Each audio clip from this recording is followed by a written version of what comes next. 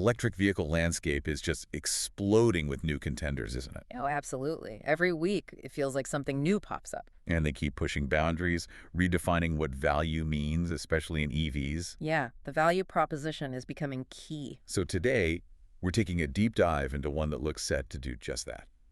It's making serious waves, especially with its pretty aggressive European launch. It's the 2025 Leapmotor B10 BEV. That's the one. We've gathered, detailed specs, market analyses, early impressions from various auto sources, trying to get the full picture of this compact SUV. And our mission today really is to unpack it, look at the core features, the performance numbers, the tech inside, Right. and maybe most importantly, where it fits in the market. Especially as it lands here in Europe. Is it a genuine contender? Does it live up to that competitive pricing buzz? You might be surprised, actually. Could change how you think about value for money in an electric car. Okay, so let's set the stage then. What exactly is the Leapmotor B10? And why is this one, from a relatively newer name, getting so much attention right now? Well, at its heart, it's a 2025 compact SUV, pure electric, a BEV. It launched in China back in April 2025. Okay. But the big story, the reason we're talking about it, is this very deliberate, very strategic European debut. It's not just a car built for China. They've designed it with global ambitions from the start. Global ambitions. And when you say compact SUV, what are we talking about size-wise? Is it tiny or more like a family runabout? It seems to hit that sweet spot, right in the middle of that high-volume compact segment. Dimensions are actually quite similar to something like the BYD Atto 3, which gives you a good reference point. Right, so familiar territory. Exactly. Length is 4,515 millimeters with 1,885 millimeters. Height, 1,655 millimeters. And the wheelbase is 2,735 millimeters. So, yeah, practical size, big enough, but still manageable in cities. You mentioned global appeal in its design. What does it look like? Is it trying to be radical or more universal? They describe the design philosophy as simple and balanced, clean surfaces, minimalist but techy interior. So playing it safe, maybe? Or smart for a global car? I think it's probably smart. Rather than something potentially polarizing, they're aiming for broad acceptance. Fits that global-oriented strategic model tag they use. Makes sense. And that global approach isn't just skin deep. It's built on their new LEP 3.5 platform. And get this, they put it through a 1 million-kilometer testing program. 1 million kilometers? Yeah. Seriously? Yep, across 200 cities in 18 countries. Europe, South America, Africa, Asia. Yeah. They really put it through its paces. Wow. Okay, that's thorough. What does that actually mean for reliability for driving it on European roads versus, say, Asian roads? Does it mean the suspension is tuned differently? Well, it strongly suggests they've aimed for robustness across different conditions. It's not just about meeting basic rules. It implies they've considered things like, suspension tuning for local driving habits, autobahns versus twisty B roads, climate adaptability, too. It builds confidence that it's not just dropping a Chinese market car into Europe unchanged. They've collaborated with Stellantis engineers on chassis tuning specifically for different regions. That collaboration is interesting. We'll come back to that. So for listeners in Europe, when can they actually expect to see these on the road? It's happening right now, basically. The first shipment left for Europe August 25th. The official launch and first deliveries start at the IAA Mobility Show in Munich on September 8th. So very soon. And order books actually opened in some markets back on July 30th. So yeah, imminent. Okay. Presence and ambition covered. Let's get under the hood, metaphorically speaking. What's powering the Leapmotor B10? It's a rear-engine, rear-wheel drive setup, single electric motor. The more powerful version, which seems to be the focus for Europe initially, has 160 kilowatts. Which is about 218 horsepower. And it delivers 240 newton meters of torque. Pretty standard, solid figures for this class. And how does that feel on the road? Yeah. Acceleration. Is it quick enough? The manufacturer's claim is 0 to 100 kilometers in 6.8 seconds for that 160 kilowatt motor. Top speed is limited to 170 kilometers. 6.8 seconds. That's quite respectable, actually. Not sluggish at all for a compact SUV. No, definitely not. It should feel perfectly adequate, even a bit punchy, for daily driving and motorway merging. Okay, now the big one for any EV, battery and range. What are the options? And crucially, what are the realistic range figures? Right, this needs careful attention. It uses an LFP battery lithium iron phosphate from Zenergy. 2 capacities offered, 56.2 kilowatt-hours and 67.1 kilowatt. LFP, okay. Known for durability, typically a bit less energy dense, but often more cost-effective. Exactly. Now, the range figures. In China, using the CLTC test cycle, that larger 67.1 kilowatt hour battery gets rated for up to 600 kilometers. 600 kilometers, that sounds amazing. It does, but for Europe, under the WLTP cycle, which is generally more realistic, the provisional figures are 434 kilometers for that same 67.1 kilowatt hour battery. Ah, okay, 434 kilometers. That's a big difference from 600. Over 150 kilometers less. It is. And the smaller 56.2 kilowatt hour battery comes in at 361 kilometers WLTP. It really highlights how different those test cycles are. CLTC is often, let's say, optimistic. So that WLTP figure, the 434 or 361 kilometers, is what European buyers should really focus on. Absolutely. WLTP gives you a much better benchmark for mixed driving city-rural motorway. That's the number to compare apples to apples with other EVs sold in Europe. It's crucial you look at the right figure. Really valuable point. And charging. How quickly can you juice it back up? Range anxiety is one thing, but charging time is the other big factor.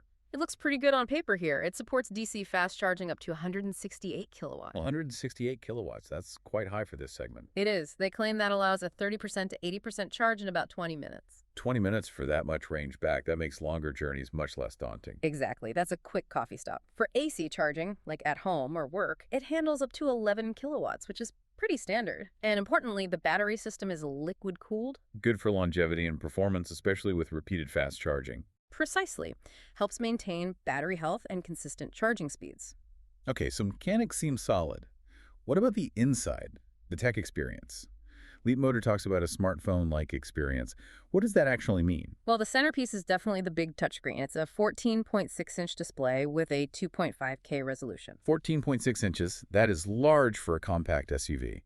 And 2.5K should be nice and sharp. Yeah, visually impressive. And it's powered by a Qualcomm Snapdragon 8155 chip. Ah, the 8155, that's a proper automotive-grade chip. Should mean the system is quick and responsive, not laggy like some older car interfaces. That's the idea. Smooth operation, like a good smartphone. You also get an 8.8-inch LCD display for the driver's main info, speed, range, etc. Okay, so essential info is separate. Some people prefer that over everything being on the main screen. What about physical controls? Or is it all touch? It leans heavily towards touch, as is the trend. That powerful chip is meant to make the touch interface work well, but yeah, it's primarily screen-based interaction for most things beyond driving basics. And connectivity, how does it integrate with, our digital lives? It's got 4D connectivity built in. Supports Huawei, Hikar, and CarLink for phone integration. And crucially, it has over-the-air OTA update capability. OTA is huge, means the car can improve over time. Exactly. New features, fixes. And they've already said Apple CarPlay and Android Auto are coming via an OTA update by December 2025. Good to know they're planned, even if not there day one. What else? Voice control. App control. Yep. Voice wake-up recognition in 2 zones. And a mobile app lets you control things remotely, doors, windows, check charging status, precondition the climate control, locate the car, run diagnostics, the usual connected stuff. Sounds very connected indeed. Shifting to safety and driver assistance, what level are we talking about? It boasts L2 advanced driving assistance. That means features like full-speed adaptive cruise control and lane keeping assist working together. So it helps manage speed and steering on motorways or in traffic jams, reducing fatigue. That's the core idea. Makes driving easier in certain situations. It includes 17 driving assistants in total, covering city and highway scenarios. But, importantly, it's L2U, the driver, must stay fully engaged and ready to take over instantly. It's assistance, not autonomy. Good clarification. What hardware enables that? What sensors does it have? The sensor suite is actually quite comprehensive for this price point. 11 cameras, 12 ultrasonic radars, 3 millimeter wave radars, and even 1 LiDAR sensor. LiDAR. Really? That's usually found on much more expensive vehicles aiming for higher levels of autonomy. Exactly. Including LiDAR here is quite notable. It's all processed by a Qualcomm Snapdragon 8650 ADS chip. This supports features like a 360-degree surround view camera system and side blind spot view. Again, pretty strong features for the segment. Definitely. Offering LiDAR and that full suite at potentially under $30K, that feels like a statement. What about just basic comfort and practicality inside? Seems well thought out. Automatic air conditioning, ambient lighting with 256 colors. You can really customize the mood. Ambient lighting is always a nice touch. Front wireless phone charging at 15 watts too. And a big fixed panoramic sunroof, 1.8 square meters. Makes the cabin feel airy. Does it have a sunshade? A fixed glass roof can get hot. Yes, reports mention an electric sun protection blind for it. Practicality-wise, 22 storage compartments scattered around, split folding rear seats, Okay, decent storage, boot space. a claimed 420 liters with the seats up, expanding to 1,400 to 15 liters when you fold them down. Pretty standard usable space for a compact SUV. And are there different trim levels affecting the interior feel? Yes, the higher design trim adds heated, ventilated, and electrically adjustable seats trimmed in what they call eco-leather. It also upgrades the sound system to a 12-speaker hi-fi setup and adds an electric tailgate. So you can spec it up to feel quite premium. Seems like it, yeah. Okay, now, the crucial part, the price. How does the Leapmotor B10 actually stack up in Europe, especially given that huge difference from its Chinese price? Right, this is where it gets really interesting and potentially disruptive. As you said, in China, it starts around the equivalent of 12,000 euro. 12,000 euros, which is incredibly cheap. But for Europe, the starting list price for the entry life trim, the one with the 56.2 kilowatt battery, is 29,900 euro. Okay, 29,900. Yeah. More than double the Chinese price.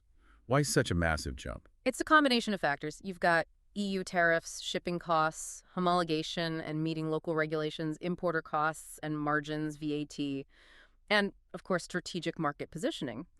They're not aiming for 12K here. They're aiming to undercut the established European competition. So even at nearly 30K, the argument is that it's still very competitive in the European context. That's exactly the argument Stellantis, their partner, is making. They expect it to be one of the most competitive electric SUVs in its class. Compared to what, for instance? Well, think about something like an Opel Grandland Electric that starts north of 46,000 pounds, or the BYD Atto 3, which is maybe its closest rival in terms of origin and segment, starts around 37,700 pounds in the UK, which is well over 40,000. Okay, so compared to those, 29,900 does look aggressive. Very. And remember that launch offer in Italy, bringing it down to $26,900, that's incredibly sharp pricing. That really signals intent. Can you remind us what you get in that base life trim for $29,900? Is it stripped down? Not really, no. They say it's very well equipped. It includes that big panoramic roof, 18-inch alloys, the 360 camera, the full L2 8AS suite we talked about. It's a lot of kit for the entry price. And the step up, the design trim. That one is priced at $33,400, and it comes with a larger 67.1 kilowatt battery. It adds those nicer seats, heated, ventilated, electric eco-leather, plus the 12-speaker hi-fi system and the electric tailgate. So about a 3,500 walk, primarily for the bigger battery and the premium interior features. Pretty much, yeah. Seems like a reasonable step for what you game, especially the extra range. You've mentioned Stellantis a few times. This partnership seems really central to Leapmotor's global strategy. How does that work? It's crucial. Stellantis owns 51% of Leapmotor International, the joint venture handling sales outside China. This gives Leapmotor instant access to Stellantis' established distribution, sales, and service networks in Europe and other regions. Huge advantage over trying to build that from scratch. Massive. And it lends credibility. Plus, as we touched on, the engineering collaboration, like on chassis tuning, helps tailor the car for local tastes. It's not just a distribution deal, there's technical cooperation too. It shows a serious commitment to making it work globally. And overall, how is Leapmotor doing as a company? Do they have momentum? They seem to. They reported their first ever semi-annual net profit recently, a big milestone for a newer EV company. Sales are growing fast. Number? In July alone, they delivered over 50,000 vehicles globally. That was a monthly record for them. Year-to-date for 2025, up to July, they delivered about 271,800 vehicles. Wow, that's significant volume. It's nearly a 150% increase compared to the same period last year. And telling for this launch, they took over 4,000 European orders in July alone, even before the official IAA launch. 4,000 orders already. Shows there's definitely interest building in Europe. Absolutely. The demand seems to be there, fueled by that value proposition. Okay, so summing up, the Leapmotor B10. It looks like a really compelling package on paper. Advanced tech, solid performance specs, decent practicality, and crucially, that very sharp pricing for the European market. Yeah, this deep dive shows it's more than just another EV landing here. It's strategically designed, heavily tested globally, backed by a major automotive player, and priced to make people sit up and take notice. The feature list, especially on the base model, really challenges what you'd expect for under $30,000. Which leads to the big question, doesn't it? As these B10s start appearing on European roads, what does this aggressive pricing and feature set actually mean for the wider market? especially for the established European brands. Exactly. Is this going to force a major rethink on pricing across the board? Will consumers demand more features for less money now? Or will factors like brand loyalty, perceived quality, or maybe even geopolitical sentiment limit its impact? It feels like it could genuinely shift expectations in that compact electric SUV segment. Something fascinating to watch unfold. Definitely one to keep an eye on. Female voice, slowly. If you enjoyed this deep dive, please consider subscribing to our channel and giving us a like so you don't miss any new episodes.